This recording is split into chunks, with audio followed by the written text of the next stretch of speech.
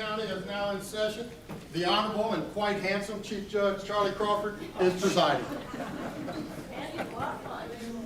I think he's handsome.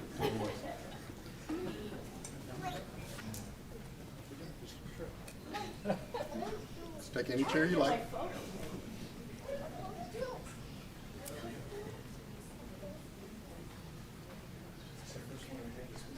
Gary, just give somebody else the baby.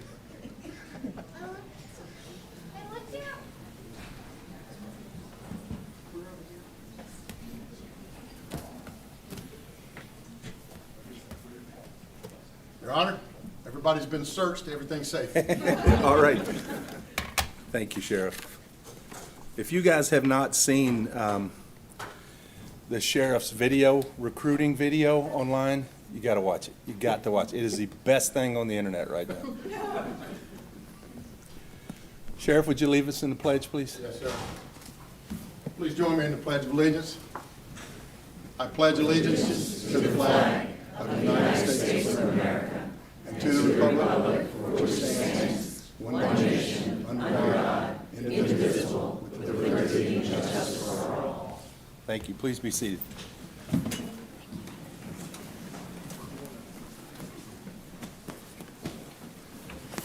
Good afternoon, everybody. How many people are here from Texas? Just one? Well, all right. How many? What are 47 people standing around watching the Super Bowl? What do you call them? Dallas Cowboys. All right. Reverend Susan Davidson, would you lead us in invocation, please? I will. Will all who are able please stand?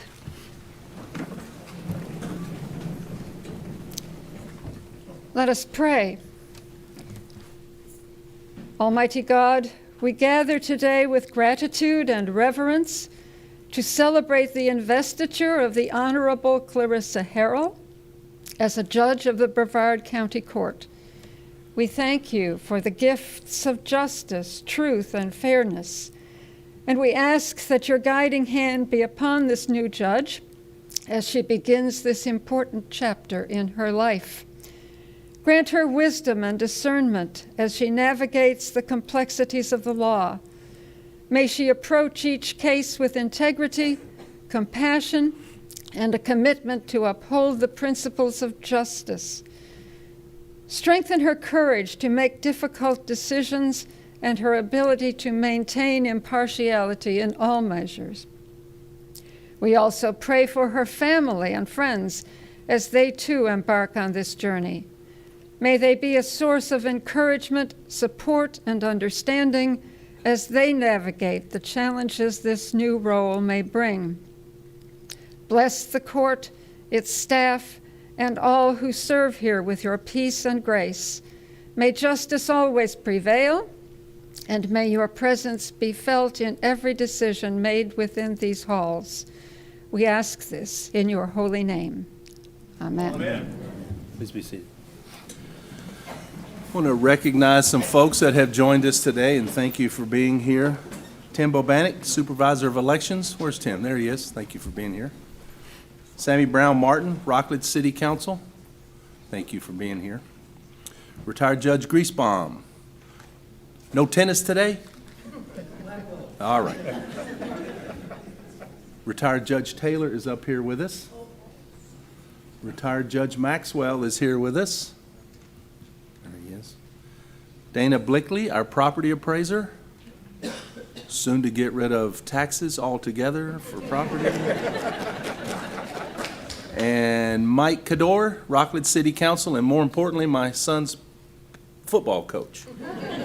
Good to see you, Mike. Good to see you, sir. Joan Barry Nassar, family law esquire extraordinaire. Come on down.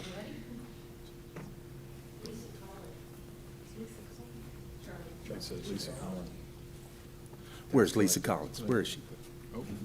There you are. Hi, Ms. Cullen. How are you? Nice to see you. What'd she say? Taxes are going back up. No. That's why I didn't recognize you, because I knew you were going to say that. Thank you for being here. My address is hidden. My address is hidden. You don't know where I live. Go ahead, Ms. Nessa. Thank you. Good afternoon, esteemed judges, colleagues, friends, and Clarissa's big family. Clarissa, it's standing room only back here. Do you see that? Yes, it is a good afternoon. So Clarissa and I have known each other for a long time. We've known each other personally and professionally. We met when we were both starting our legal careers. We were baby lawyers, and we were members of the Young Lawyers Division of the Brevard County Bar Association. And that's back when the Young Lawyers Division was not much more than 6 people sitting around a table at a restaurant at a happy hour. She was exuberant about all the activities that we had planned, and she was filled with energy and positivity, and we immediately became friends. I've watched Clarissa. Her legal career has advanced over all these years, and it has evolved over all these years. I've seen her start and grow her lovely family. I've noticed a number of attributes that are going to make her an outstanding judge. First, on the personal side, I know that Clarissa is a mother.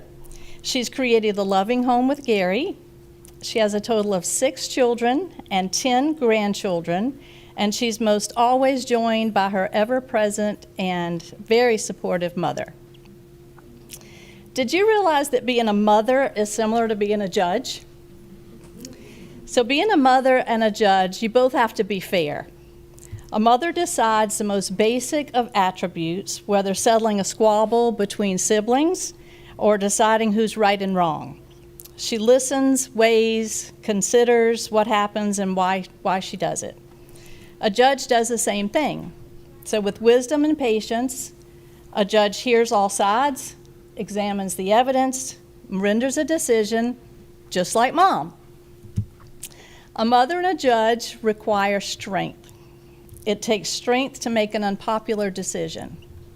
A mother must sometimes say no when a child begs for yes, but mom sees what's further down the road. A judge must rule not by public opinion, but based on law, even when it's hard, just like mom.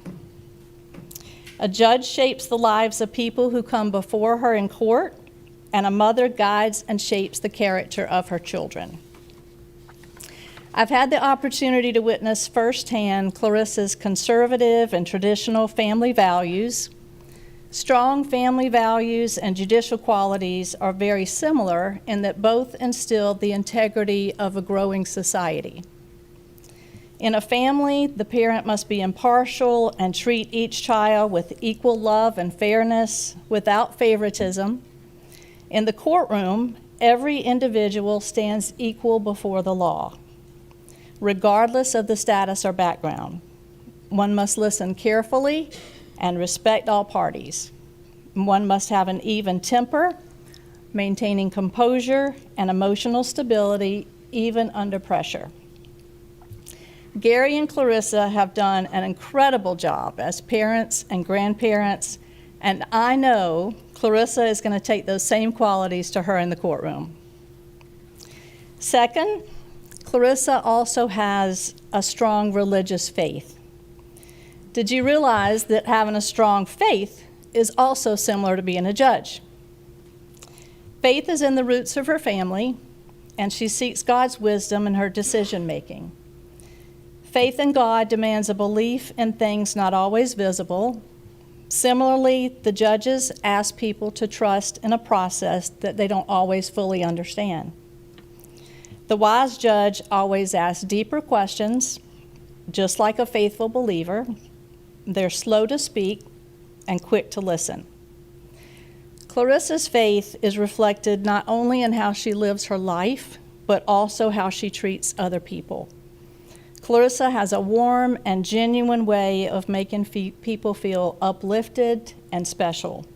And I'm sure many of you have been the recipient of her kindness and compassion. Third, on the professional side, when we worked together, of course, I saw her legal writing. Her writing was learned, it was eloquent, and I was pretty impressed. In the office, we always called it flowery. Clarissa liked to use big words, and she liked to make all of her writing more attractive. And those of you with a legal background know that a notice of dismissal is one sentence. For example, it would say, "The petitioner gives notice that this matter is hereby dismissed," period. But somehow, Clarissa could turn our paralegal Carol's draft into a paragraph. You can be assured that you may have to look up the meaning of some of the words in her orders, but they'll always be well thought out and articulate. She is a beautiful writer. Over the years, I watched her gain experience in a number of different areas of the legal field. I would call her the legal Renaissance woman. She initially gravitated to the state attorney's office, and then later she expanded through research and observation of trial observations as a staff attorney. She advocated for children as a guardian ad litem attorney. She represented families in Department of Children and Family cases. She delved into more complex areas of civil litigation. And her disposition, her eloquent writing skills, her speaking skills, and her experience led me to ask her to join my firm. So for several years, I was able to personally observe her work ethic, her analytical legal skills, and especially how she fostered meaningful relationships with her clients. In our family law practice, I witnessed confident decision-making under uncertainty. And that's another quality that is going to serve her well as a judge. Clarissa ultimately returned to her true passion, the courtroom. She was an assistant state attorney. As an assistant state attorney, works closely with law enforcement. And I must say here that Clarissa worked very closely with law enforcement because that's where she met Gary. The assistant state attorney is charged with the responsibility of prosecuting criminal cases on behalf of the public. This means that the assistant state attorney must evaluate evidence, decide whether charges must be filed, and ensure that the rights of the accused are respected throughout the process. And likewise, a judge protects the rights of all the people who appear before her. Both hold them accountable within the bounds of fairness and due process. As most lawyers do, sometimes we get overwhelmed, we get stressed, we have burnout, whatever you might want to call it. And at one point in her career, Clarissa wondered what she would do in another life. But instead of just wondering, she moved in a completely different direction, totally unrelated to the law. She had an opportunity to teach first grade, and she took it. She called me one day, and she said, "There's an opening at my school for another first grade teacher. Don't you want to apply for it?" And I said, "Teaching first graders is much more complex and stressful than what I ever do as a lawyer, and I don't want any part of it."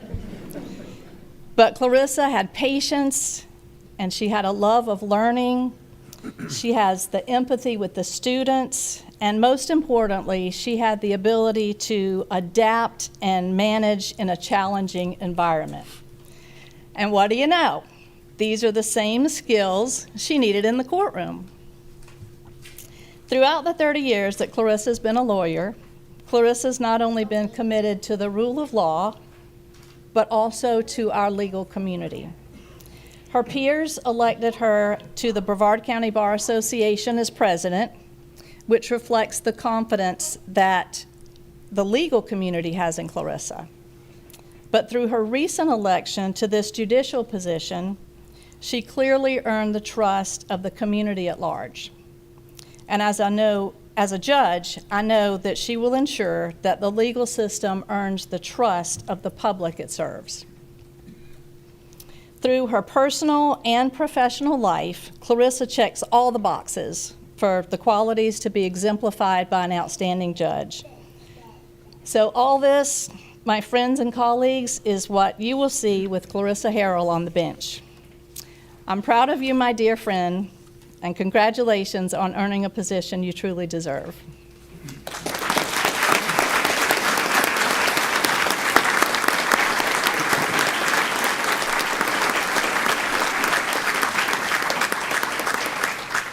We also have comments from the Honorable Samuel Bookhart III, Circuit Judge.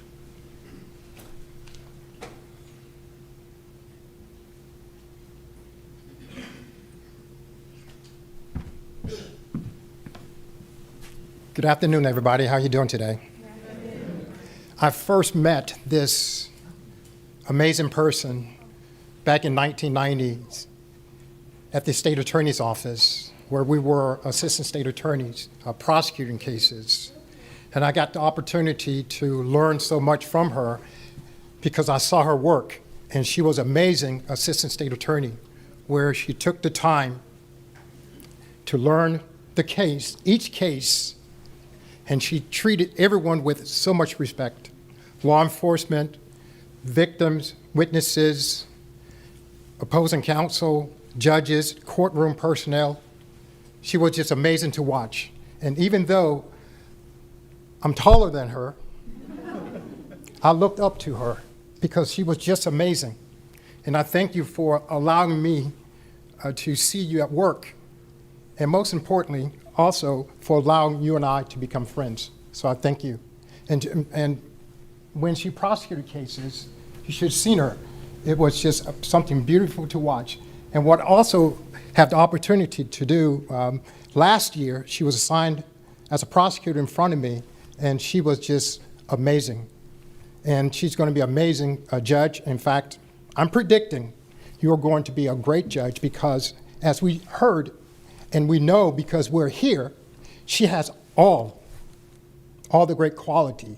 A good friend of mine who I speak with quite often, and I spoke with her recently, and she said one of the main qualities of a good judge, a great judge, is being a good person.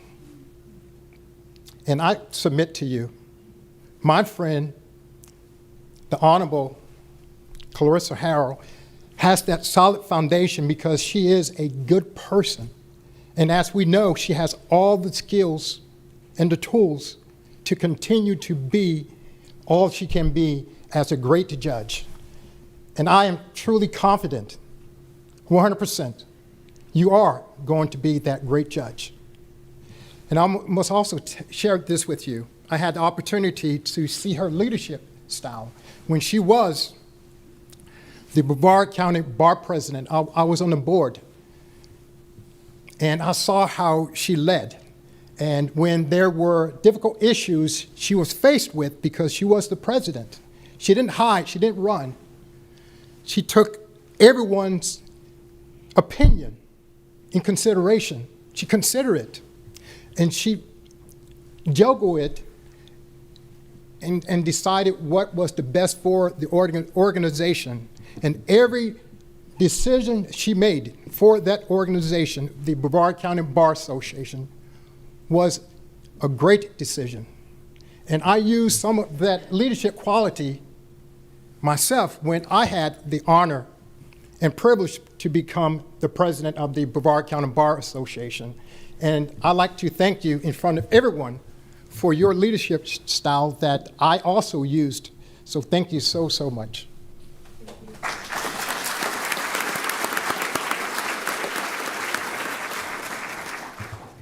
And I'd like to say this too, and she does not know this.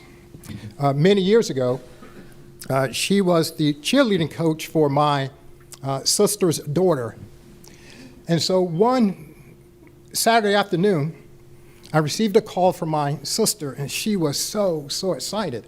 I thought she met a movie star. She was saying, I met this attorney, And she has all this energy. She's so great with the kids, and she takes time to talk with them individually and collectively, and then she took time to talk with the parents. And my sister went on and on about you. And then one Saturday at my parents' house, my mom's house, instead of her talking about her daughter, about how good she's doing, no, she's talking about the cheerleading coach. Why? Because you are truly so deserving of this great opportunity that you have here. And you are a great person. And I know you are going to continue to be the best you can be and continue to make what we do respectful and make those tough decisions that we all can be proud of. Thank you for being so willing to serve as a Brevard County Court judge. I am also so proud of you, and thank you.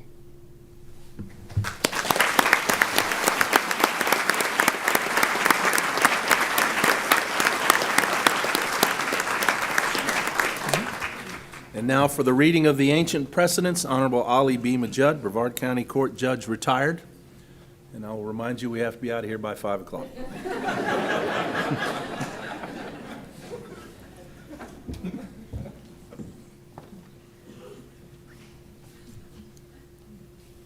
Good afternoon to one and all. Judge, congratulations to you. Unlike Judge Crawford, you're joining the best branch of the judiciary, the county court.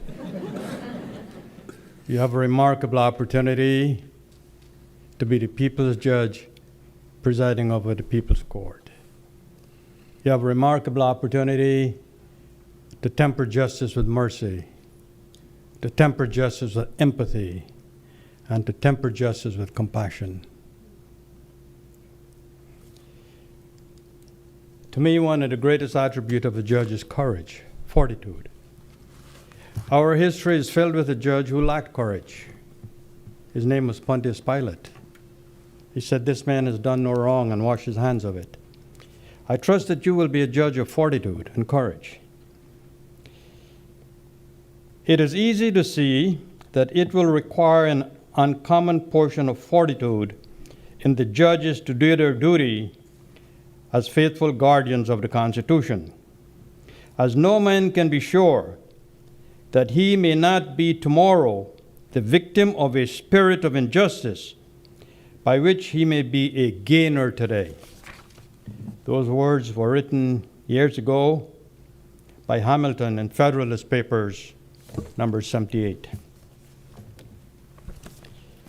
I will also quote you from Justice Learned Hand. Never to forget, because you are a spiritual person, never to forget him who near 2,000 years ago taught mankind that lesson it has never really learned, but never quite forgotten, that there may be a kingdom where the least shall be heard and considered side by side with the greatest. As you go about your daily task, remember what you learn in the classroom is about what's legal and illegal. But remember what you learn in your grandma's living room is what's right and wrong, what's fair and unfair, and what's just and unjust. Prior to January 27, 1941, there was no formal code of conduct for judges in Florida. On that date, the Florida Supreme Court adopted a rule of ethics governing judges. In its preamble to the new rule, which it entitled The Ancient Precedents, the court reached back in history to quote, first from the Bible, and more specifically, the Old Testament book of Deuteronomy. Secondly, the court quoted from the Magna Carta, one of the most important legal documents in English history. When the Magna Carta was adopted at Runnymede on June 15, 1215, not only was the immense power of King John checked, but for the very first time appeared a historic promise in writing that no free man shall be imprisoned deprived of property, outlawed, banished, or destroyed, except by lawful judgment of his peers or by the law of the land. The rights of trial by jury and due process that we enjoy today perhaps stem in part from that document adopted over 570 years before our Constitution. Thirdly, the court quoted from Francis Bacon, the noted English author, philosopher, and statesman who lived from 1561 to 1626. And now I shall recite for you the ancient precedents as set forth by the Supreme Court of Florida. From Deuteronomy.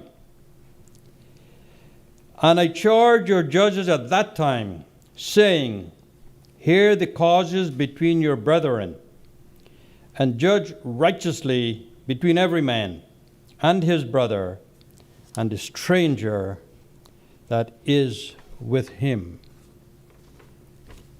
Some people say by stranger they mean immigrants. Yet ye shall not respect persons in judgment, but ye shall bear the small as well as the great. Ye shall not be afraid of the face of man, for the judgment is God's. And the cause that is too hard for you, bring it unto me, and I will hear it. From the Magna Carta. We will not make judges, constables, sheriffs, or bailiffs, but except from those who understand the law and the law of their realm and are well disposed to observe it. From Bacon's essay of Judicature. Judges ought to remember that their office is to judge, not to legislate, to interpret law, and not to make law or give law.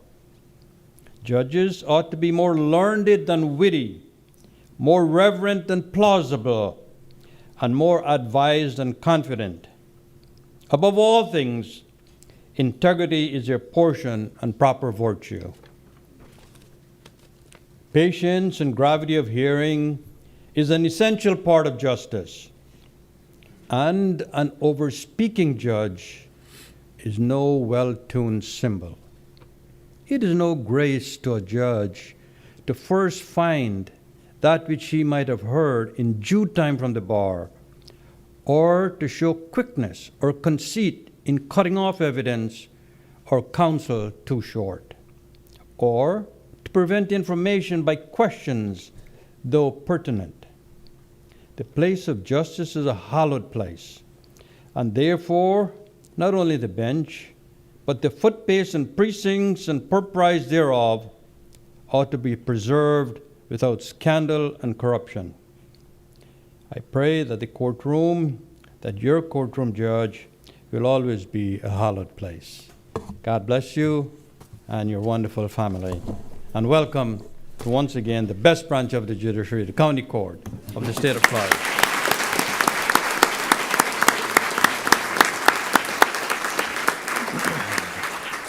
Thank you, Judge Majid. Presentation of the Bible, Honorable Sylvia Gruner, County Court Judge, Seminole County.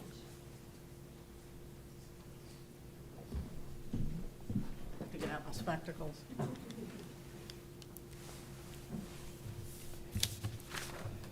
Nice watch. Will they put it up here?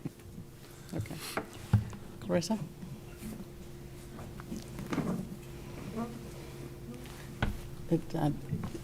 I've got the oath of office, not the presentation of the Bible. Is that right? Right there. This, There's the oath of office. There's the Bible. okay, but this is what I read. Well, no, you're doing presentation of the Bible. Right. Yeah, you don't have to read that. That's what I thought. Okay. I wanted to do the right thing. This is the good book. You and I have talked about this. We've had a lot of discussions about our faith. Faith is something that you learn in your youth and that you lean on when you're our age and gray-haired.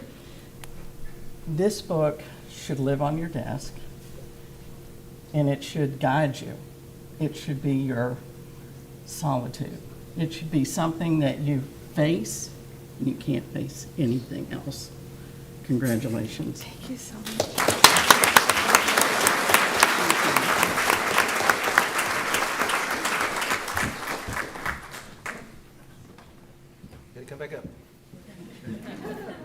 We'll stay up here for a while. I am honored that you asked me to deliver the oath. I've known you for over 30 years, you and Gary, and I'm so excited that you're part of us now. All right, raise your right hand. And for those of you that have been in front of her, they count. She was read the oath by Judge Bookhart, so you can't get your case overturned just because we're doing this again.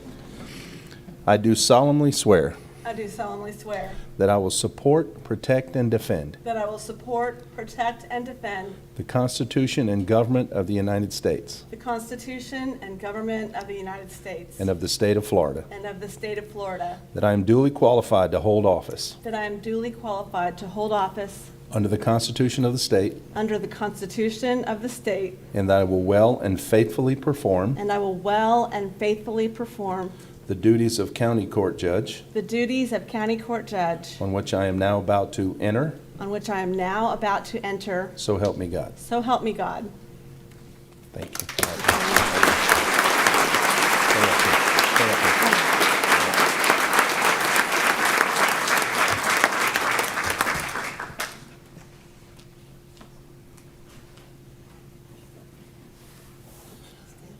Stay up there. Stay up there. Michael Perillo, Esquire, President, Brevard County Bar Association.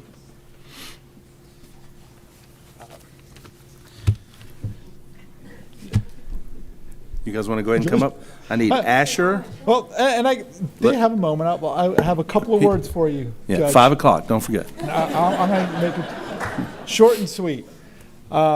Judge, prior to today and looking up the significance of the robe, which I'm about to hand you, words like authority, impartiality, uniformity, dignity, and professionalism come with that, what the robe represents. The words of classifying you as a good person, a compassionate person. I fully concur with that. I've known you for several years. And one thing I always know about you is I can tell you, we have different conversations. I mention people in my family, and weeks go by, and we run into each other, and you remember exactly what we talked about several weeks before. You know the names, what was going on, and you ask about my daughters, my wife, and my family. I think that's going to make you a fantastic judge because you give everyone a voice, you listen to them, and you remember what they have to say, and you will be fair in your rulings. So on behalf of the Brevard County Bar Association, I have the privilege of giving you the robe. And she already gave me an order before this started. She ordered me to unzip it so it was easier for the kids. So, Judge, I have complied with your order. There you go. It's unzipped. Can we get started on the bottom? Oh, it's all the way unzipped. We need to get started on the bottom, please. You're going to step into it? You can't step No, it's into not- it. It zips from the top down. Oh, is it started on the top? It's totally unzipped, like you told me to. All right. I need to make sure we have Asher, Audrey, Ava, Bo, Hazel, and Pinky.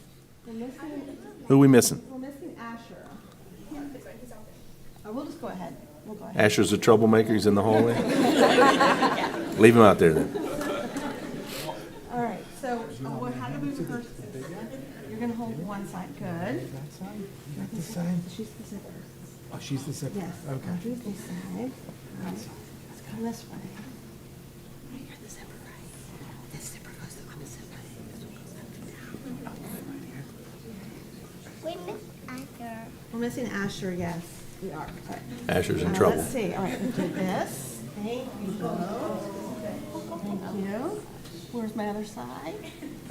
Thank you, Audrey. All right, now, how do we do this zipper?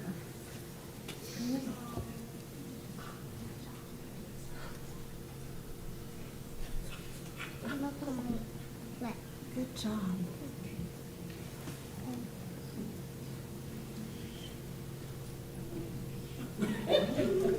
This is your part. Ready?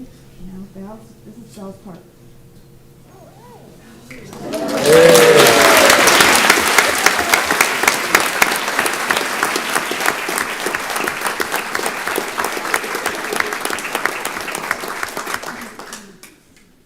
Now, as you know, judges always get a gavel, but we're taught in baby judge school not to use the gavel because there's a story of a judge who was shaking the gavel at someone multiple times, and obviously they had a cheap gavel, and the end of it came off and whacked the lawyer in the forehead. So our gavels are for looks only, in case you...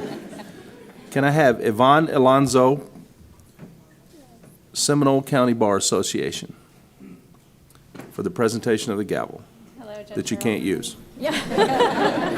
On behalf of the Seminole County Bar Association, I'd like to present you with this gavel. Congratulations and good luck in this process. Thank you so much. You're welcome.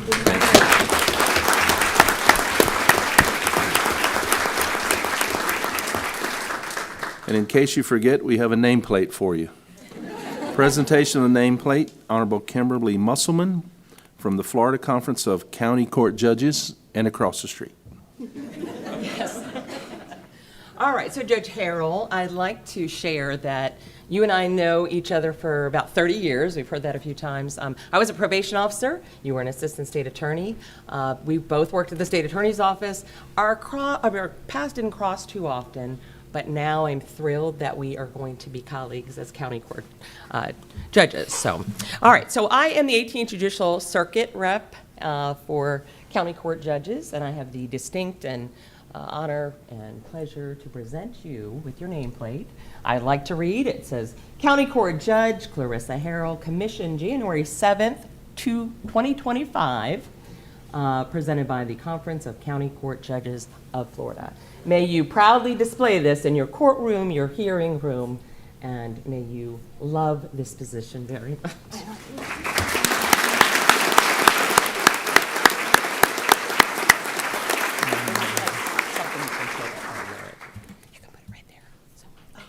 Thank you, Judge. Judge Harrell, your turn.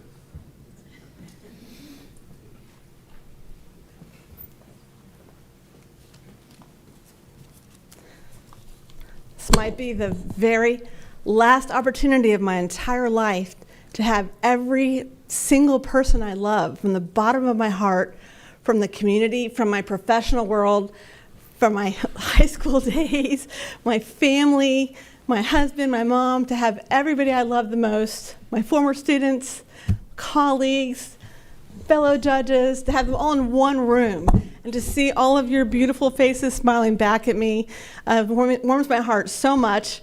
I'm feeling a level of emotion I did not anticipate this afternoon, and I'm just very grateful to all of you, each and every one of you, for stepping forward to help me launch this phase of my career, and for most of you to have supported my journey here in the way that you have, whether it was over the course of my career or my stint teaching school. I have former students here, or my journey as a lawyer. Thank you, Joan, for helping me get that started, and my journey as a judge. I want to first start out by thanking all the presenters. Chief Judge Crawford was the very, very first person to reach out to me, to congratulate me warmly and welcome me to the bench last fall. It meant a lot to me that he took the time to do that. And since that time, there's just been a cascade of warm welcomes and good wishes, resources, support from every member of the bench that you see up here. Both counties, Seminole and Brevard County, I've been so blessed to have the support that I have in resources and advice, encouragement, lots of good pointers for how to deal with difficult situations in the courtroom, and I've absorbed all of that with the greatest of thanks. So thank you all for being here to support me today and my family. Mother Susan, thank you for being here. Mother Susan came out of retirement to shepherd our church, St. John's Episcopal, through an interim transition time. And I'm sure she had no idea when she took the job that she would have such one very high maintenance parishioner in her group, in her flock. I've leaned very heavily on Mother Susan throughout the entire past year during the very difficult spells that came along for spiritual guidance through her sermons, our conversations, her hugs, her spiritual pointers, things that I could focus on to help uplift myself through some really challenging periods of time last year. And so, Mother Susan, thank you so much for guiding me through all of that and for being here with us today as well. A lot of people have been asking me since I took the bench 5 months ago, a lot of attorneys, what's it really like back there? What goes on behind those doors where the judges' hallways and chambers are? And I'll tell you what goes on back there. A lot of hard work goes on back there. The judges who you see behind me on the dais are extremely hardworking people. It's a very, not somber atmosphere, but a very focused atmosphere. People all take their jobs very seriously. There's the full support of court administration and all that happens. And just to give you an idea of what the caseloads are like, just in the last 5 months, with the help of my fantastic judicial assistant, Shannon Zeleniak, where is she? And my fantastic court deputy, Mark Shockey, who's here with his wife. There he is. The three of us, with some interns helping as well, Caroline Carr and the one I adopted, Carly Hoyle, and three more coming. Colin will be here in 2 weeks. And then I also have a young lady who won the Bar Association's Law Day essay contest. Miss Sierra Morgan's coming in 2 weeks as well. And I'm also adopting one of Judge Bookhart's former interns. It's a young lady from high school who's going to be here in 3 weeks as well. I'm super excited to have them included. So all of us together as a team, but primarily Shannon and Mark. This is what we've done since we got here in January. We have resolved 1,106 county court cases. We have resolved 1,577 small claims court cases. We have finalized over 100 uncontested divorce cases. We have addressed initial appearances at the jail for 470 inmates. We have handled early resolution pleas in felony court, 560 of those since January. And we have helped with the qualification of 1,200 jurors, Brevard citizens who come in to serve, and I've had the great honor to be able to speak to them directly, and that's been a fantastic experience. On top of that, there's risk protection order duty, there's warrants duty, and actually even got to perform a wedding, which was one of the highlights of my year. So it's been a fantastic 5 months. Could not have done it without my wonderful Shannon and my wonderful Mark Shockey, and the ways that they help me are innumerable. Additionally, Shannon Zeleniak, my JA, also has very unique skills as a balloon artist, which my grandchildren are going to enjoy during the reception. And she also gets credit for the balloon art with some others that you'll see there. And also, she has a side gig as a stand-up comedian, which has been extremely useful to me on stressful days because she comes out with some things that really lighten the mood. She's very witty. I enjoy every minute with her. Thank you both. Mark escorted out a dangerous person out of my courtroom the other day, and I had no idea the person was even there. I wasn't paying attention to that person. So there are all kinds of ways, big and small, where the two of you make a big difference in my work life. I'm so grateful to you both for getting me up on a good footing, and I hope you stay with me for a long, long time. All right, so I want to talk about my mom. Look at her, she's rolling her eyes like, oh no. My mom, Betty. My mom, Betty, is the beginning and the end of this whole entire journey for me. My mom is a person who has overcome some incredible things in her life. She and I have been through some very dark times in our time together since I was born, and she has strapped me on her back and walked through the fire over and over without flinching, with a smile on her face, and still serving others the whole way along. I could not have asked for a better example in a parent than what God gave me in the form of my mother. I was so blessed to be born to an educator. My mom had some 4 or 5 central themes that resonated throughout my entire childhood. I'll tell you about a couple. One was, we're going to be serious people. You may want the Barbie birthday party, but we're going to have a party at Fiddler on the Roof movie, and we're going to learn the entire soundtrack, and we're going to learn about the historical and cultural significance of the setting of the movie. And then we're going to sing the songs and the soundtrack and the station wagon wherever we go for another 2 months. That's my mom's attitude about everything. You can get the Easy Bake Oven, but you're also going to get a set of Encyclopedia Britannicas. And I hope you enjoy reading those every night, which I actually really did. It was great.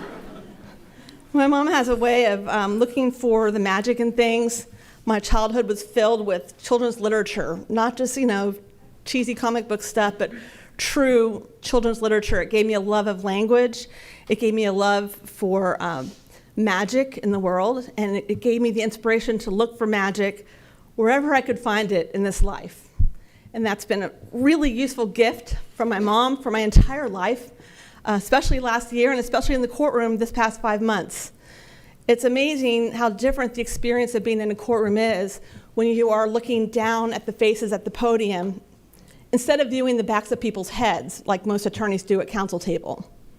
You are seeing the faces, the emotions, the expressions, the scars, literally and physically, figuratively. The one woman last week, I'm sure Deputy Shockey remembers this, looked as though she had an iron imprint. An iron had been pressed down on her face. That was the shape of the scar on her face. And yeah, she had a drug problem, but you can kind of see where that might have come from. And it really gives you an opportunity to think about the stories that these people bring to the courtroom and the kinds of needs that they need to have met in county court, the most glorious people's court, and I've loved every minute of being there. It's a chance to really try to make a difference with each and every case. Sometimes I don't move as quickly as the deputies would like me to move, but I feel like I'm getting enough opportunity to really understand and listen to the issues that each litigant is expressing to me and to be able to hear their story and see their expressions and try to feel a little bit of what they've been through in their lives. It's because of my mom, I think I have the desire to do that, and I don't intend to change that. Judicial College, we have a number of teachers, judges around the state who give us some instruction. And there was one county court judge from the 4th District Court of Appeal area, and she was answering questions from female lawyers who said, how do you really maintain a stern demeanor? How do you keep your emotions out of it? And she said, I've been doing this for 25 years, and I'm an unapologetic deep feeler. I will continue to let myself feel deeply about my cases because the moment I try to change who I am or the moment I stop caring is the moment I cease to be doing the job that people elected me to do. And that really resonated with me, and I'm going to adopt that message into my approach as a county court judge in this county.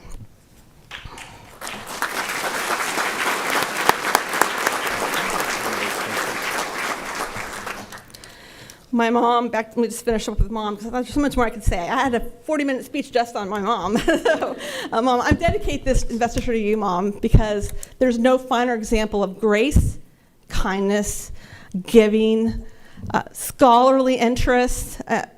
I wouldn't have my love of reading without you. I wouldn't have my sense of family values without you. I wouldn't have my faith without you. So many things that you have given me that I really haven't appreciated until adulthood. And thank you so much for all of those gifts. I intend to use them every single day. My husband, Gary, we met, as Joan pointed out, when I was working in child abuse cases as a prosecutor and he was a child abuse investigator. We had about 11 trials together with successful outcomes before we had our first date. We got engaged 17 days later, married 2 months later, been married on 28 years almost now. Everyone said it wasn't going to work, but here we are.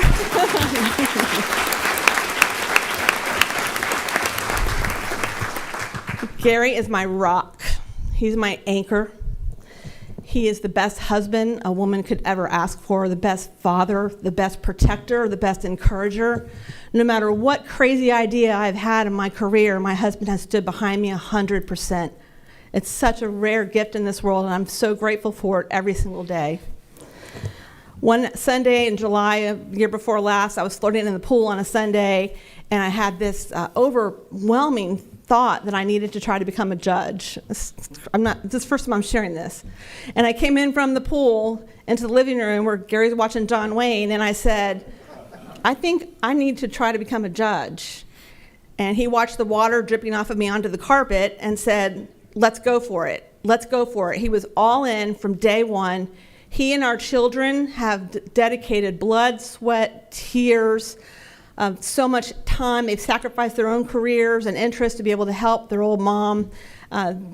Gary's had injuries. He's been out working in the heat. There's a lot of physical labor involved with these campaigns, as you can imagine. A lot of lifting and carrying and arranging. And I would not be here right now without my husband. And he's been the most wonderful provider and supporter for all of us, an equal partner in all things except cooking, where he does 100% of the work, much better than I do. And I'm so grateful to you. I love you so much, honey, and thank you so much for helping me be in this position right now.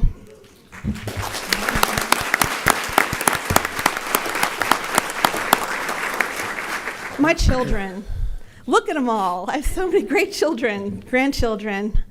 The children in my life bring me so much joy. And I'm going to circle back to them in a second. But first I want to say, Joan is right. There was a time in my career about 9 years ago where I was finding the practice of law to be extraordinarily adversarial, ugly, mean-spirited. It was focused in my mind on all the wrong things, focused on eking dimes out of other people instead of being considerate of people's feelings and positions and interests. And I really got to a point where I thought, I don't know if I want to do this practice of law thing anymore. It's just so horrible. This is not what I envisioned when I went to law school. I have my mom's dad, my grandfather, became a lawyer, went to law school for 2 years and left it for the ministry because he found it so miserable. And I thought, I know what he's talking about, and what he was talking about now. So I went to teach first grade. And I had 19 young people who were the most brilliant, lively, personable, loving children I had ever encountered, outside of my own, of course. And they whisked me away into a place where I started seeing the magic in the world again. They made me feel seen. We had relationships that were far stronger than just the classroom. I felt so close to all of their parents, their siblings, and I felt like maybe I needed to go back to who I really was, and these kids helped me get there. And I saw in these kids a value for me as me being myself, not as someone's lawyer or advocate for me, and it really rebuilt me. And I realized after that first grade teaching experience that advocacy is where I belong, and you can rebuild me. They did rebuild me, and I came back. I feel stronger, more focused, and I maintained those relationships as best as I could. They've all grown up now, almost 10th grade. I can't believe it, and some of them are here. It's really wonderful.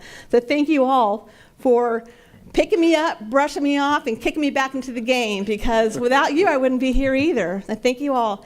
They were all involved in one way or another with my campaign effort last year. I got a couple of beautiful endorsements I received from them that are very precious to me. And I thank you all for that. With the parents' consent, we're going to show our first grade 20-minute video when the band takes a break at our reception, if anyone's interested, so we can relive a little bit of our magic that year, 9 years ago. Thank you all for being here. All right, back to my children. My children are just extraordinary. I have to agree with Joan. My children have all developed career paths and interests that are so admirable and mysterious to me. Gary and I don't have any skills in aerospace engineering or environmental science. We don't know where this came from, but our kids are just so motivated and brilliant and kind.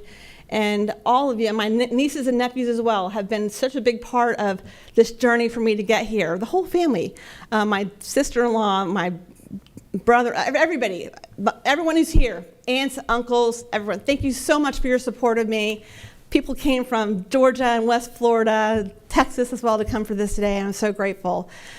My older stepkids have seen me struggle as a young mother, adapt to trying to be a stepmom, sometimes failing, sometimes not too badly succeeding.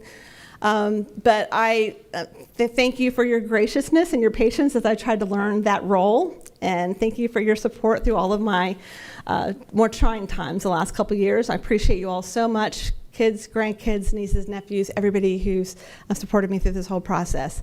One of my kids in particular, my oldest daughter, Caroline, has been my right-hand woman through this entire process. She has been nothing short of a drill sergeant, I must say. If I tried to leave a polling site 15 minutes before it closed, I got a very direct message. I don't know where you're going, it's open 15 more minutes. She was the logistics manager, she was my cheerleader, she was the person who kept all track of all the records, put in the most volunteer hours. Caroline, thank you for everything you have done to help bring me here, and thank you for continuing to support me through this transition as I'm trying to work hard at night and you're helping Dad take care of all the household things, so I really appreciate that. All right, the community, here we go. This ocean of my life. I've heard this analogy back in college. A professor said, every person's life is so deep and so broad and so full of mysterious swirling things in the depths and old experiences and interactions with thousands of people over a lifetime, genetics. There's just a big swirling mass of mystery, every life. And this past year, I really felt that, because at each challenging stage of this journey, somebody, some treasure would surface from the depths of my life. High school friends from 45 years ago, clients from 20 years ago, students from 8 years ago, prior to this, all kinds. My paralegal, David Wills, I hadn't seen him for a decade, and he came forward to say, how can I help your campaign? I met lots of new friends, Dr. Cador, Samuel F. Brown, Dr. Molinaris, Matty Powell, Cookie. There are women from the North Titusville area I met who became like sisters to me this past year. Sisters to me, so supportive, so warm.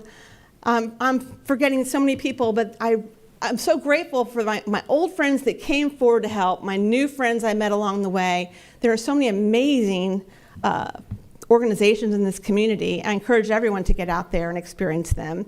And you realize how much good is being done, and you realize how important it is to maintain that connection so you know what this community expects of you as a judge, so you're best positioned to deliver what this community needs as a judge. I also met a little girl named Clarissa through her mom. And Clarissa's here today with me, and I intend to have Clarissa and my former first graders all come join me as judicial interns someday whenever they're ready. A few more years pass. I can't wait to spend more time with her and her family. They also stepped forward to help me a lot last year. Everyone, attorneys in this community who were so giving of their time. Joe, Kelly, and Debbie, you have been family friends for decades, and here we are. You are still stepping up to help us. I'm so grateful to everybody here. I don't want to forget to thank the people who helped with the investiture reception. Eva Walls helped us lug a whole bunch of items around the parking lot yesterday. My intern Caroline Carr helped. My daughter Caroline and my sister-in-law Jen is taking pictures right now. Thank you all for everything you did to pull that venue together for us. Thank you for all of those who have been bright and shining lights to me during this experience. All of you have blessed me so immensely with your presence here and your willingness to support me throughout this entire journey. One more person I haven't referenced. Is Robert Rose here yet? Robert's on the way. Robert Rose. Bright and shining lights. Here's the king of bright and shining lights. Last year, Robert Rose was on my committee, but things were going along pretty smoothly for a while. I didn't have much communication, and then when I hit about Jumanji level 9 of my experience, I remember calling Robert Rose, and if you don't know him, he is a force of nature in the realm of positivity and productivity, a literal force of nature. Who's seen The Incredibles, the Pixar animation film, The Incredibles? Okay. Anybody remember the part where Edna Noah gets up on the table with the newspaper and whacks Elastigirl and says, "What do you mean, what do I do? You are Elastigirl. For God's sake, pull yourself together." And she's whacking Elastigirl. Robert Rose did that for me last year. He pulled me out of some deep spots, brushed me off, got me back on my feet, just like you guys did, set me back out on a path with renewed faith and courage and optimism. And I owe a big part of this to you too, Robert, so thank you so much. I wanted to single you out because you were a godsend for me last year. And thank you for everything that you do for our community. All right, so now, in the immortal words of Tom Hanks in the Saving Private Ryan movie, where he says to Private Ryan, now it's your turn to earn it. Earn it. Now it's my task to serve the citizens of this county in a way where I can earn the incredibly gracious trust you have placed in me and honor your support of me and do the best that I can to serve this community with dignity and to reflect well upon my colleagues on the bench in everything I do. And I thank you all so much for your help in that. And don't hesitate to reach out and let me know if I'm doing something wrong, because I'll be all ears. I want to make sure that I hear all of you and take all of your great advice as I go along on this big journey. So thank you all so much for being here. Please join me and my family at the reception afterwards. We're going to have the Chief Terry and the Red Beans and Rice Band and some food, and I hope everyone will have a good time. Thank you.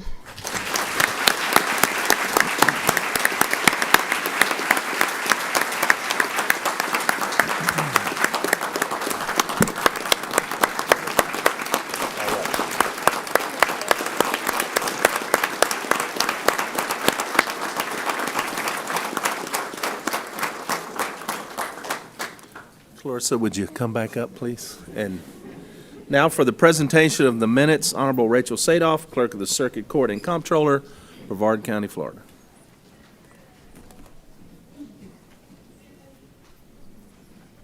If anybody's wondering how long court can go, this is it. This is the example. Come on over, Clarissa. So those that don't know, this is the minutes of what has happened today and the presiding of the judiciary here today and everybody that spoke on your behalf. Just like the minutes that are taken in the official record when Judge Harrell is on the bench. For those that don't know, Judge Harrell and I go back many, many years. Even to a point of a message I received that said, "I think I've met your nephew." Wasn't sure if that was good or that was bad, so there was a little concern there for a moment. And then she tracked him down for me, so I figured he's in good hands. So, but I couldn't be prouder. And it's just amazing how everything comes back around. So, congratulations.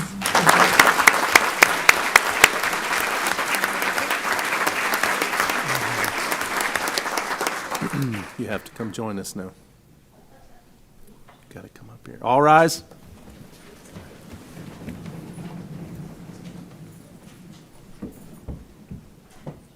You get to say be seated. You get to say be seated. Please be seated.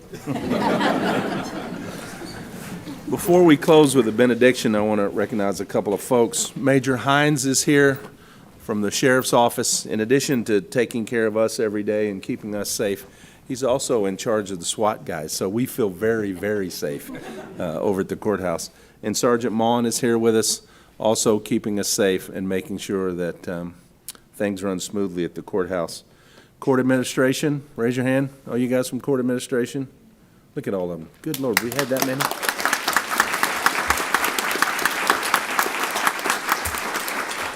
We have budget coming up. Do we need that many people? I think we do. I think we do. And I want to recognize the Seminole judges who come all the way over here and join us. Judge Chase is here with us. Judge Stacy's here. Judge Soto. Judge Gerner. Judge Rex Seidler's with us. Judge Gruner is here. And Judge Herr. Thank you all for making the drive. Some of you know, and many of you may not, but we have a couple of judges, Judge Ballou and Judge Henderson, who are going through some issues, and we'd ask you to keep them in your prayers. And may I have Mother Davidson, would you join us again?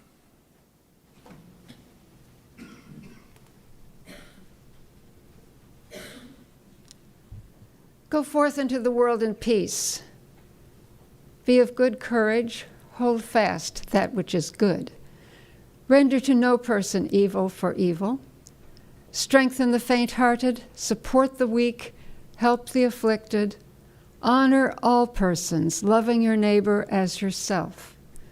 And the blessing of God Almighty, the Father, the Son, and the Holy Spirit be among you and remain with you forever. Amen. Clarissa, is it in the older part or the newer part?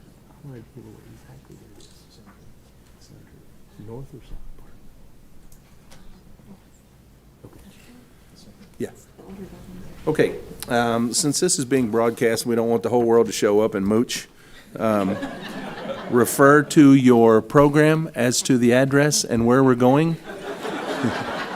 And she's, we all have a limited budget. We're lowly paid government employees, so, It is in the north section. That should mean something to most of you. If not, meet me out front. I'll give you directions.